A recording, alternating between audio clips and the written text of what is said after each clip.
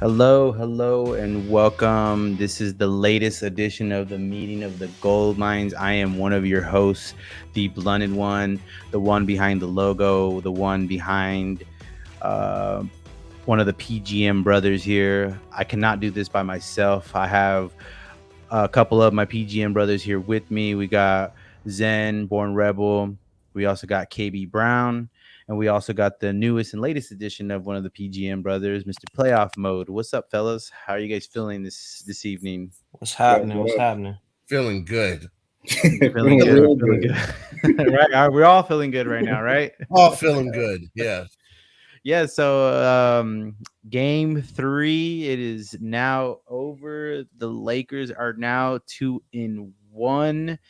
I just kind of want to get the feeling of the room. We can start off with Zen. What are your thoughts right now, man? We needed to win the game. This was a must win. We cannot be down. We cannot afford to lose home court advantage. We cannot afford to go down 2-1 to these guys. And hey, we got the win. We needed the win. We got the win. Feeling good. All right, and playoff.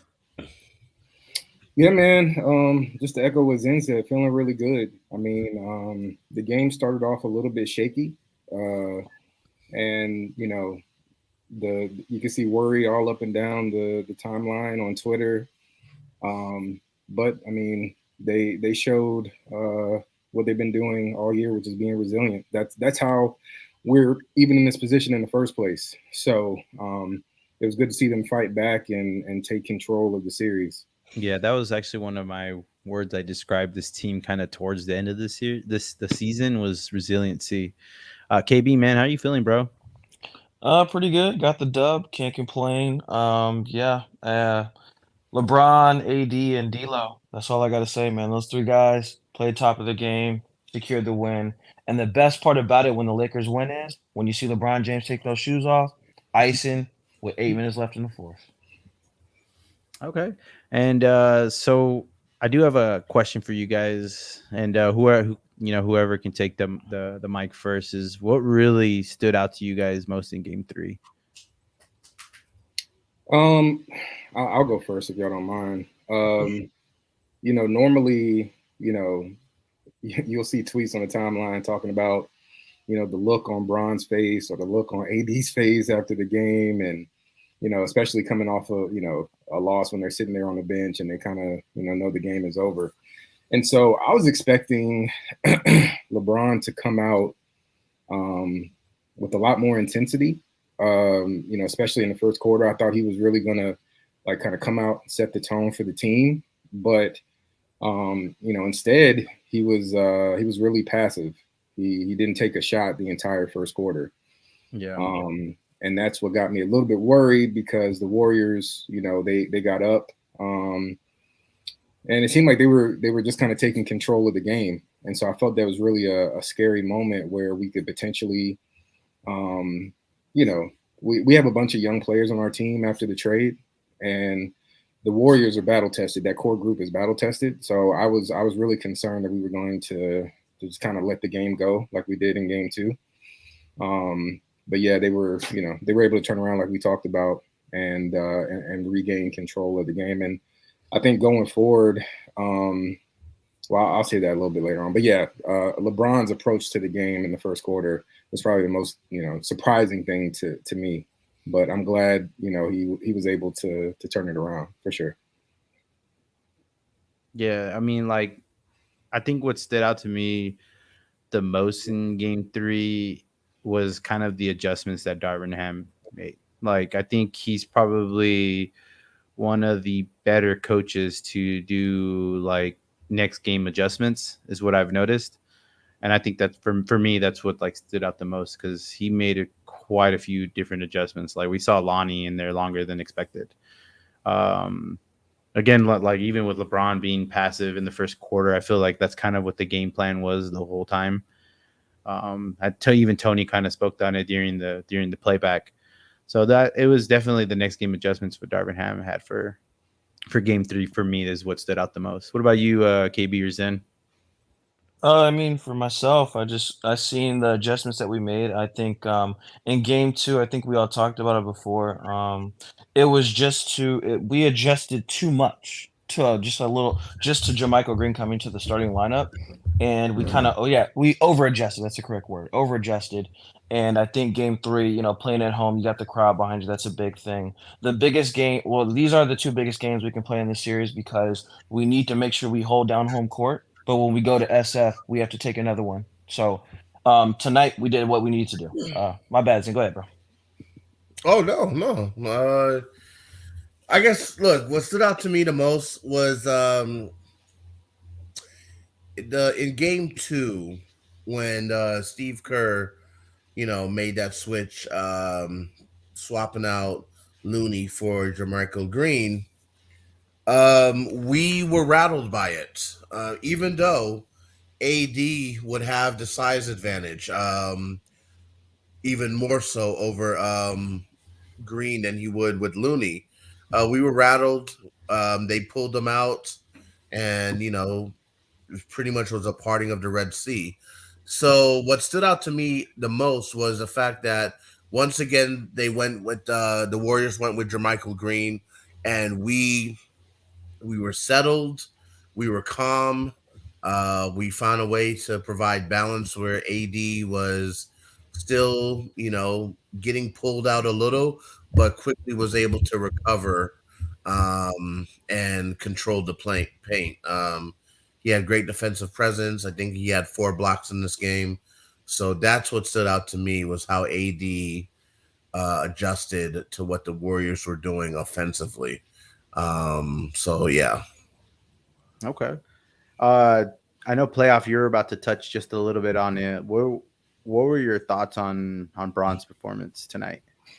Yeah, I mean, he definitely had me worried in that first quarter. Like I said, I won't, dwell on that too much. I mean, but I've said in the past that, and LeBron, he knows a lot more about basketball than I do, obviously, and so maybe that was, and because I've said before in other spaces, and that the key I think to this Laker team offensively is D'Lo and AD getting into a rhythm at the beginning of the game, and um, maybe that was a part of his master plan. Like, hey, I'm gonna force these guys to kind of step up.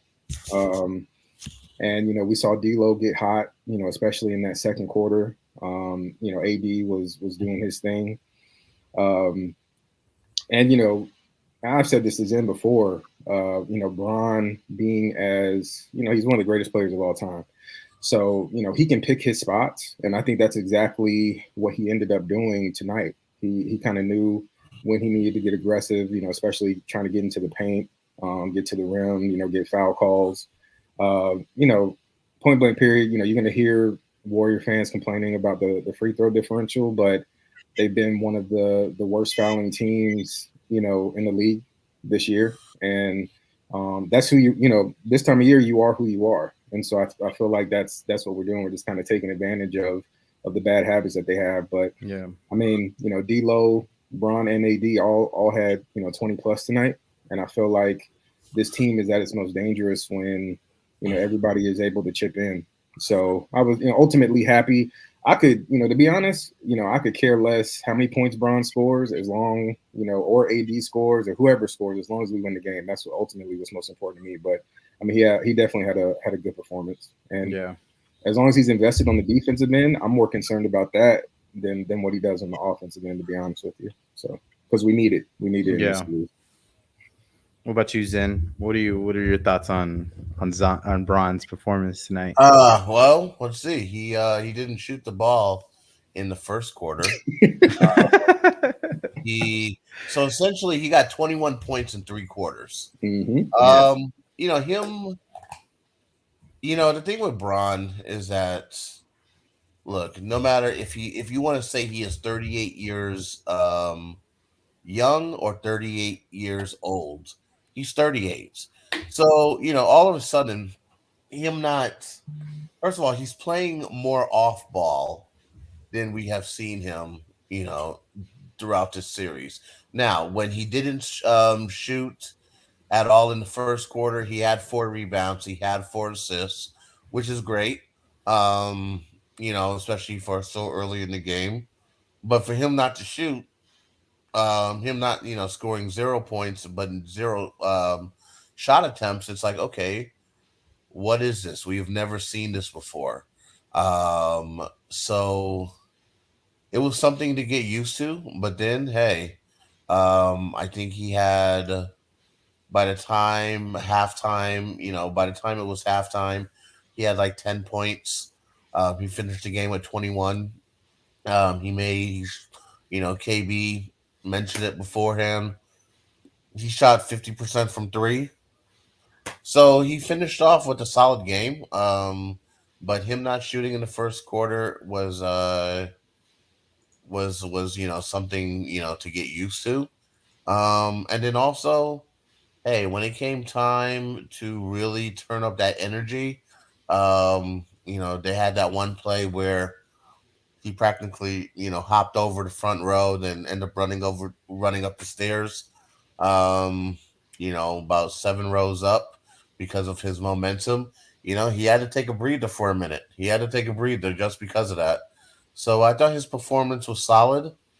um we got the win. I'm really happy that he was able to pretty much sit down for the entire fourth quarter.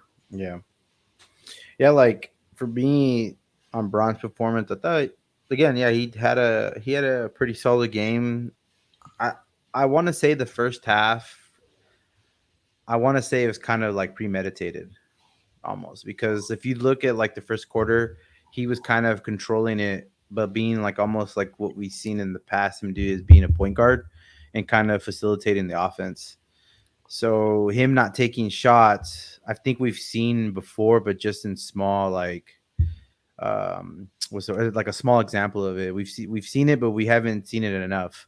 Right. And this is kind of like I want to say like this since he's like older, this is kind of the transition that like we'll maybe see in the next maybe year or two is like what he'll transition to and being like a little passive and maybe kind of save his energy for like when it comes to crunch time minutes where we kind of need him more.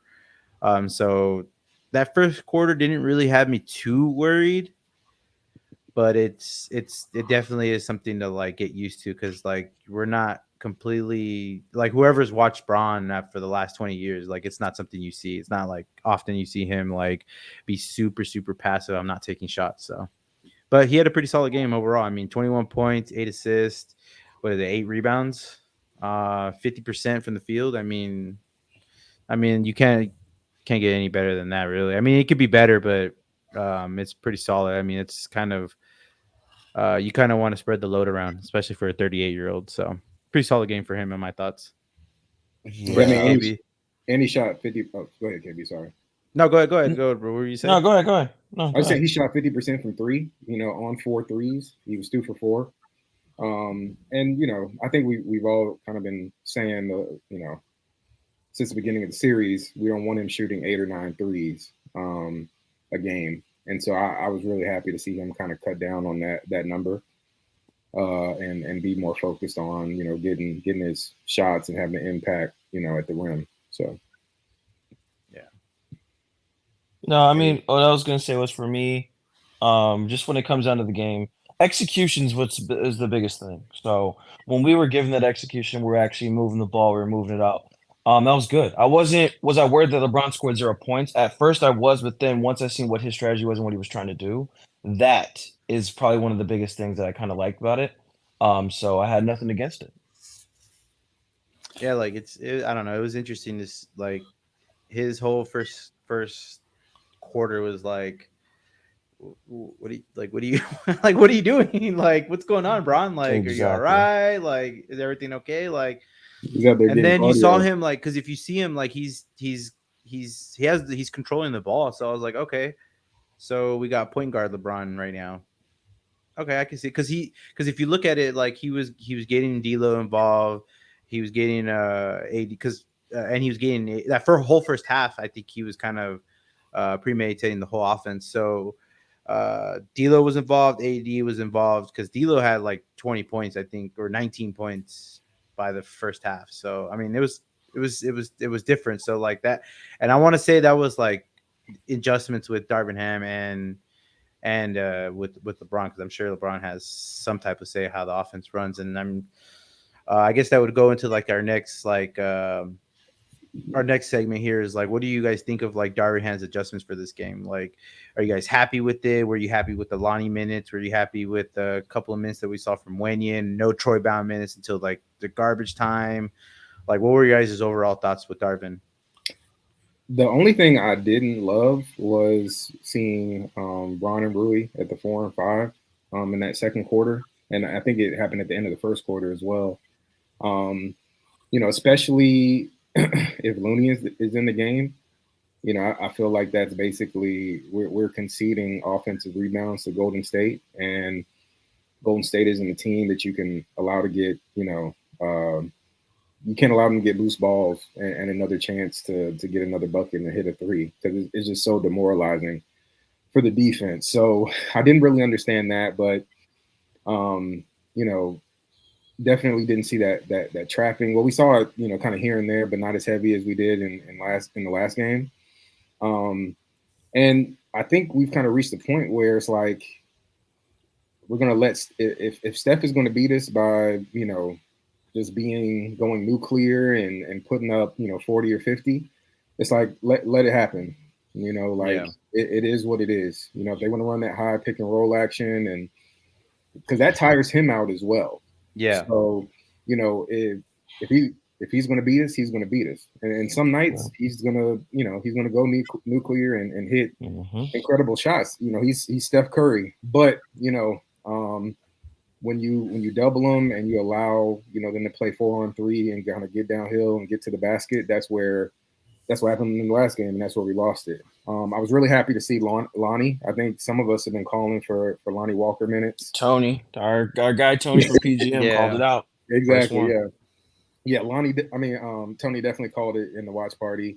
And then all of a sudden we see Lonnie Walker, and I was. I think Lonnie needs to really be celebrated for how locked in. I mean, he's been throughout this season. He's been a starter. He's been at the end of the bench.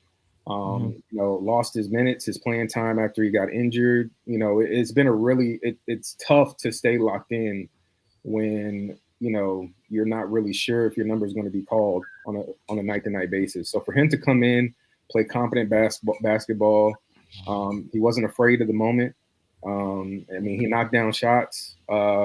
Really good game from him. I mean, he was locked in defensively. He didn't really make any errors from what I noticed. So yeah, I was happy to see the Lonnie Walker minutes, and I feel like he needs to continue to get minutes throughout this series. I feel like it really helps us, especially on the offensive end, as far as creating space, for Brown and AD to get to the basket. So happy with the adjustments overall. Like I said, just didn't like the Rui Braun 4 and 5 minutes. Yeah. Lonnie was a plus 10 tonight. Not only that, it looks like the adjustments that we saw from Ham is he even cut down on some Dennis Schroeder minutes to actually, and that looks like even, and to be quite honest, that even looks like an in-game adjustment that he did and actually gave Lonnie more minutes than Dennis Schroeder. Lonnie got 24 minutes and Dennis only got 20.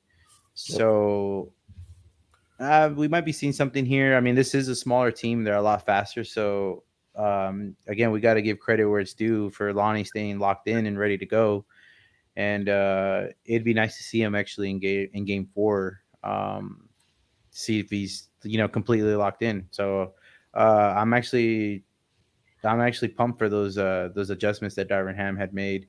Um, Taking away some minutes from, I think he even gave away some minutes from, looks like Jared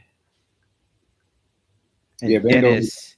Yeah, Vando. he played 15 minutes Yeah, tonight. Vando, Rui, and Dennis. Looks like they all lost minutes, and it looks like Lonnie Walker gained all those minutes. So I mean, got to give credit where it's due, man. Darvin Ham made the adjustments for next game, and I'm pumped to see what he does for game 4. What do you guys think about the adjustments that Darvin Ham made? Zen or KB? Who doesn't matter who goes first. Go ahead, Zen. You know, first of all, it was necessary. Like he had to make adjustments. Yeah, of course. Now, I know playoff. I think it was playoff that put it in the group chat before the game that Darvin Ham during his pregame press conference media session he said that the plan is to feed AD the ball relentlessly. He had to do it. Glad he did do it. Now the thing with Lonnie Walker, I've always been a big fan of guys that have played under Greg Popovich. Um, they're the consummate professionals. They stay ready. They also know how to operate within an offense. Mhm. So I know that there were times late in the season when he was, kind of down, and he did that whole Instagram post about staying positive or all of that. But hey, he did his thing. He showed up. Um, One thing that I did like is that although Darvin Ham remained with the same starting lineup, it seemed that everyone had a shorter leash. So it's like, hey, if Yep. Austin was going to get cooked, or Vanda or whatever, they had a shorter leash. So I like the fact that he didn't leave guys hanging out there just suffering, because with this Warrior team, every possession matters, every second on the clock matters. So he did his thing. He is going against a master coach with Steve Kerr, so he made his necessary game to game adjustments. So I thought he was solid with this how he coached this game. Yep, definitely agree.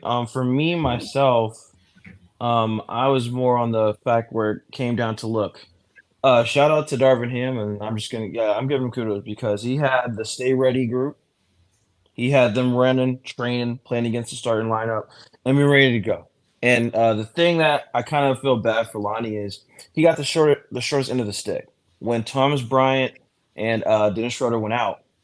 He was keeping the team afloat. He was helping out. He was scoring. He was doing what he was supposed to do. Once they came back, he got no playing time, missing multiple games. So shout out to him for coming in and stepping up. So I think the biggest thing about tonight was the adjustments that Darvin Ham made. Well, some Laker fans panic, including myself. But once you got to kind of see through the mist and all that stuff, just see where the vision is and the destination where that is, and then we'll be fine. Because, like I said, at first I think I was all over playback. Everybody remembers me. Like I'm like LeBron ain't scored no points. What are we doing? But he was dishing out assists. So that's one of the most important things. So shout out to Darvin for the adjustments. So, I want to get to our next point here, or our bulletin, or our next thing that we have going on here. Mr. Anthony Marshawn Davis. He had a pretty nice little stat line himself. And there's things that they don't show on the stat line as well that he was doing. Let's see here. 20, he was a plus 28, 25 points, 13 rebounds, 4 blocks, 3 steals, 3 assists. What do you guys think about his performance tonight? I mean, I thought I can honestly probably say he was probably the best player on the court tonight. Can you argue and say LeBron was the best player on the court? You can. No, no, no, I so. I think AD was the best player though tonight, and he was just all over the floor tonight. Like defensively, the guy had a motor like fucking. I don't think we need to buy him a new motor right now, even though we have. Um, Tom, Hey, I don't want to jump to conclusions here because I know Zen might say Look, here's something the here, thing, man. He but had he had a 30 great and, game. he had 30 and 23 in the first game. Then game 2 he had 11 and 7. So the thing is, it's not about, we know he's capable of being the best player on the court. Now, we have a game, we are recording this Saturday night. Mhm. Um, and guess what? In less than 48 hours, we have another game for game 4. Yes, sir. Um, are we going to get that? What's going to happen over the next 48 hours that will dictate which AD we're going to get on the court? Are we going, like, because it's literally good game, bad game, good game, bad game. But we, like, hey, AD, I need a couple good games. I need you to, this is like a chain.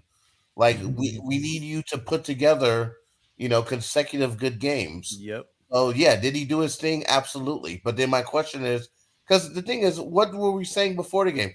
Well, AD is due for a good game. This is his good game. Like, so Monday is not a day off. Nope. Monday is a must win. Yep. We cannot lose home court advantage. He Nope. needs to have that same urgency. Now, here's the thing. In game 2, I was concerned. He went to the game dressed up as Ali G.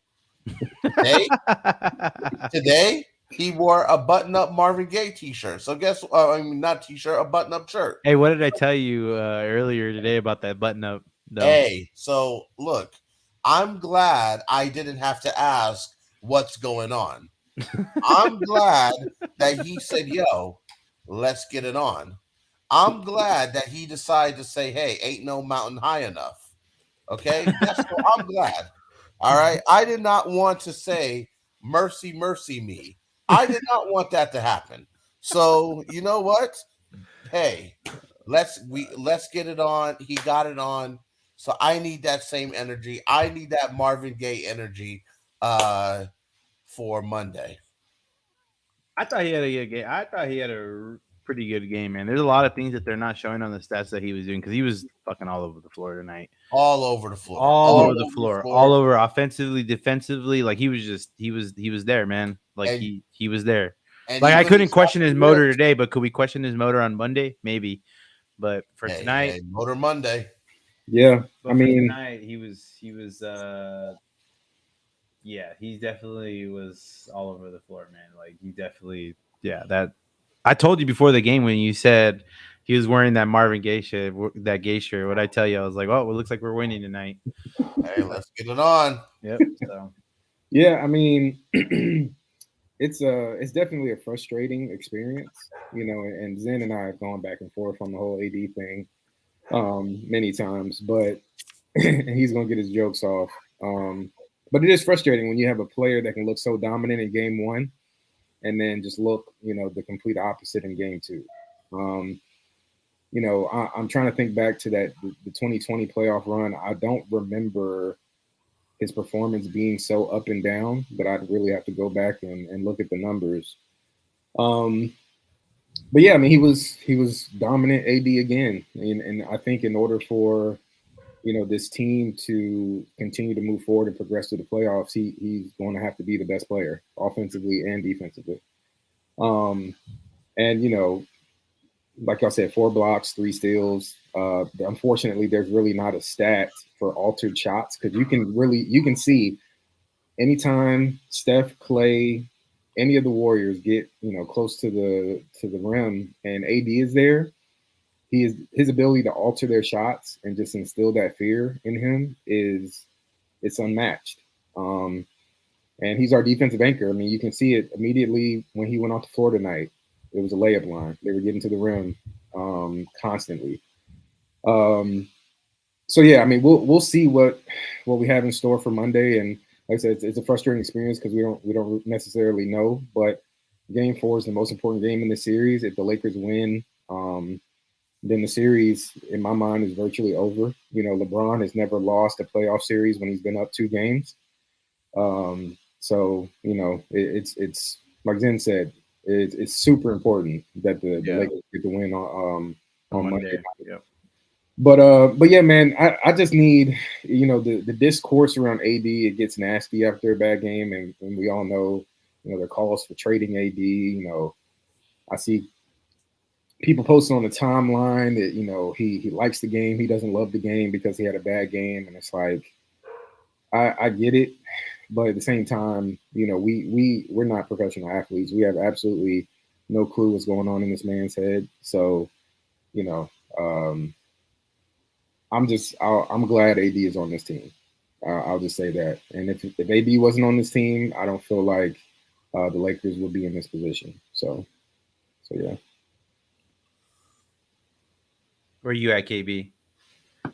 My bad. Agreed. Agreed. I mean, all I'm saying is this: when it comes down to how we play and how we do, it's gonna like playoffs said it best. It's going to start and end with AD.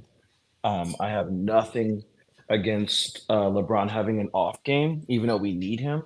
But as you see it. I hate to admit it, but LeBron's coming down, bro. He's coming down from the mountain high, of being the best of the best, and you're literally seeing a like not a progression, but more of like a, he's going coming down. So with that, we just have to figure out a way to make LeBron effective, which was really good tonight. He's good with moving the ball and getting the ball to actual playmakers' hands, and then going from there. But we can't not let AD touch the ball. AD has to touch the ball every single time we play him. And KB went into the You know, Denver. Matrix. Yeah. Well, I think what KB was saying that, yeah, AD has to touch the ball every single time, and if it's not every single time, there cannot be. I'm Uh, alive. I'm alive. Sorry. Okay. All right. Go ahead. He's all alive. I'm I'm alive. sorry. Yeah, it's sorry, Wi-Fi folks. I Sorry, mean, sorry. you're good. You're But when good. it comes down to it, yeah, AD has to be the best player on the court moving forward for the rest of these series. And if we, when I'm gonna put this into existence after we beat the Dubs and moving forward, and from like the rest of going forward, LeBron was not the best player on this team. He might be the greatest mind on this team for basketball, like mentality wise, and um, and how he works the game. But he's passing the keys over to AD, and you can clearly see it. So AD's been yeah, doing great. I don't care if AD doesn't score 20 points. It's how he affects the game on the offense and defensive end. Yeah, I mean, he was 7 to 10 from the field tonight. 11 to 12 from the free throw line. Even if, like KB said, if you're not getting shots, Golden State is so small on the interior, they have to foul. So get them in foul trouble, get the team in the bonus. That is really one of the key. That's one of the keys to victory.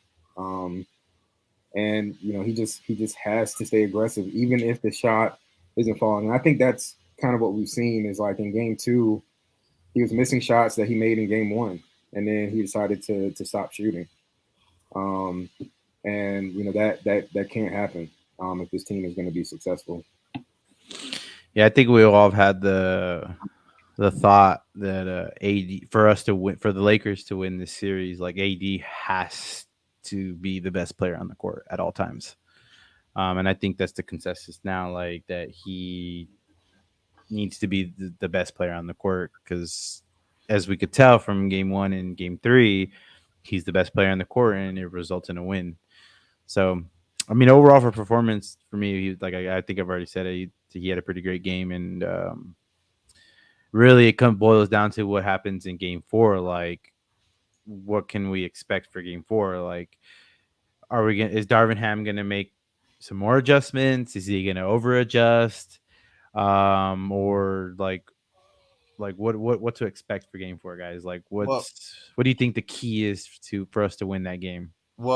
two things. So first, when it comes to Darvin Ham, is that Darvin Ham made a great game to game adjustments from game 2 to 3. Mm-hmm. He's going against a master in Steve Kerr who makes great in game adjustments. Yeah. Because look, even though the Warriors lost game one, they made an adjustment at the end of the game where they were able to go on a 14-0 run, and they saw something that they were able to carry over to game two. So the thing with Darvin Ham, I need I need that whatever counter the Warriors hit us with on Monday for game 4, that he don't need the entire game to go by for him to make the adjustment in game 5. Yeah. Like, hey, figure what how are you going to counter this in real time? So that's one thing that I'm looking out for. Um the other thing is going back to AD. It's not just that AD needs to be the best player on the team. Part of what's being the best player is that he needs to be the most consistent. Because can I count on a shooting performance by D'Lo like that we got in Game 3 every night? No. Same thing with Reeves, Beasley, whoever, Lonnie Walker. They're not known to be consistent. So that's the thing with superstars. That's what part of the reason why there are role players, stars, superstars, and all of that is the consistency. So I need AD and I need the entire team to have that sense of urgency that, hey, this is a must win. Um, we do not want to go back and to or go back to Chase Center for game 5, where we lost home court advantage. Let's still hold on to home court advantage. And then, if they give us their best shot in game 5, then Mhm. we can look at, closing this out on our home floor in game 6. So Game we six, need yeah. to win on Monday. Have to be urgent.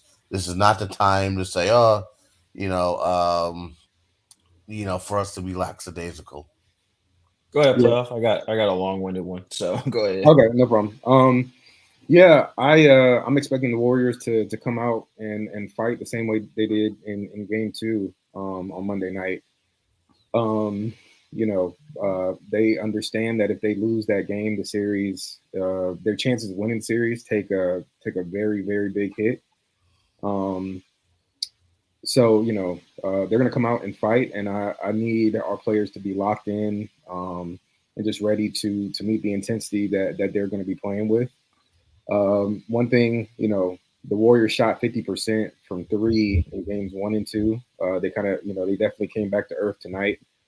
They shot 30% from three and 40% from the field overall. So I'm interested to see, how hot they come out shooting in game 4. Um, and also too, another thing, we talk about, LeBron and the passing of the torch that we're potentially seeing, through these playoffs so far to AD. I still think Braun is capable. He's not capable of carrying you in the series like he has been in the past, but he's capable of still having moments like in that the Memphis series where I think it was game 4 where he hit the layup to send us to overtime. Um, and then he was instrumental in that overtime win as well. I still feel like LeBron can have those moments. So I expect the game to be much closer on Monday night. And, like I said, hoping that all the players come out and are ready to play. But also, too, if LeBron can kind of, he hasn't had a signature moment yet this series. Um, and so I'm interested to see, if he can make that happen. So 1000%. Yeah. Um. Oh, my bad. Go ahead. No, I'm gonna keep it short and pretty simple. I don't want to say so much that it's gonna be a next game adjustment with Darvin Ham. I want to say it's almost gonna be a player adjustment. Like if our players can come out with, because of what we noticed, like from game to game, uh, some of these games our players lack a little energy, right? We've it's almost like if we've lost our legs under us from playing from game from game 2 to game from game 1 to game 2. It looks like we lost our legs. yeah, From now game 3 we got our legs back under us. So my worry for game 4 is if we're going to lose our legs again. Now I mean we are playing at Crypto Staples. To me it's Staples.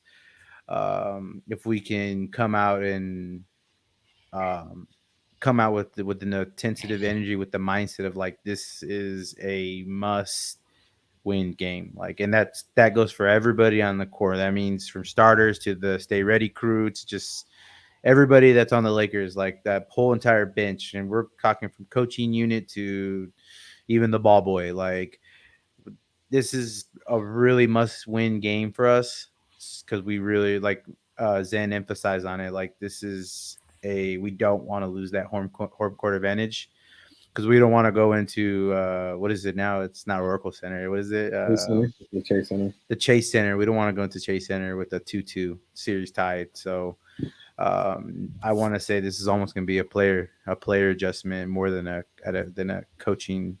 I mean, everyone needs to be ready, but the players need to adjust to this and be ready. Like, they need to have that mindset. Like, hey, this is our time right now. Agreed. I was just gonna, I see what you cook, and I'm just about to serve it, bro. I'm not about to burn it.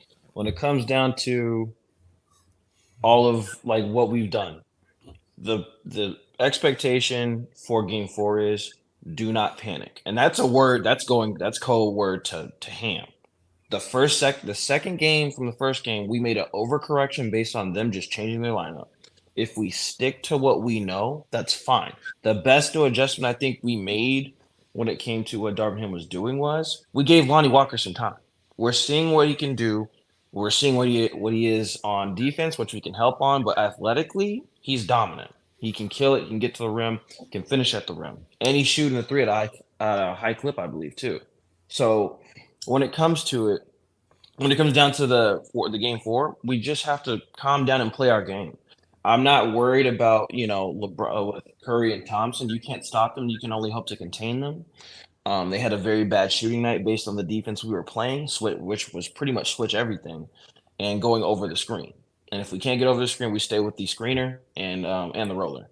So when it comes down to it, we just have to just don't over adjust and just stick to our game plan. I think the game plan that we had in game three today is exactly what we need to do moving forward because I don't think the Dubs can throw out another wrinkle out. They already put Looney on the bench. Now, what we need to do if we have to counter that, I know this might sound crazy and people can just flame me. This is my Twitter handle on there if you see me. Um, I think a little bit of Tristan Thompson minutes against Looney, you never know. He can rebound, he can set screens, and he can do putbacks. And I guess today during garbage time, he's dunking. So he's still got his legs under him. He got a little bit of juice. So I think that might be the only surprise wrinkle. But I love that Lonnie's getting playing time, and I hope he doesn't get sent back to the bench. So Yeah, I'm not really sure. I mean, I'm not really sure what direction they could head in potentially. Like they already pulled out the Michael Green adjustment, like you said. Um, I'm surprised that we haven't seen Kaminga get any minutes yet, and maybe that's something that they end up throwing out there. But at the same time, we'll just double off Kaminga. You know what I mean? And if Kaminga's going to shoot threes, like I'm totally comfortable with that. Just like the way they're approaching letting JaMychal Green shoot. Like if you're going to lose to JaMychal Green, we just lose to JaMychal Green. Like it is what it is. So Kerr is a very smart coach, like Zen said earlier, and so there definitely will be something. I'm just not really sure what it is, what it will be. But like Zen said, also, as long as we don't allow whatever adjustment they make to just happen, and we don't, react to it whatsoever, especially if it's making an impact on the game, we can't let that happen because game four is way too crucial. exactly. Yep. Totally agree. Yep. Well, guys, we have gone through the whole recap for game 3 and what to expect for game 4. It was a pleasure for all you guys here for tuning in here on our what do we call this again? I actually lost it. The meeting, Zen meeting of the gold meeting mines. of the gold mines. Zen reminded me like 5 times. I appreciate you. Not enough. Yeah, not enough, obviously, right? I appreciate everyone for coming in and tuning in. Please like and subscribe to our channel. You can follow us on Twitter. You can follow us on Playback as well. Appreciate you guys for coming in. Take you. You guys have a good night. Peace. Everyone. Go Lakers. I'm a Laker fan. Your my late G. show.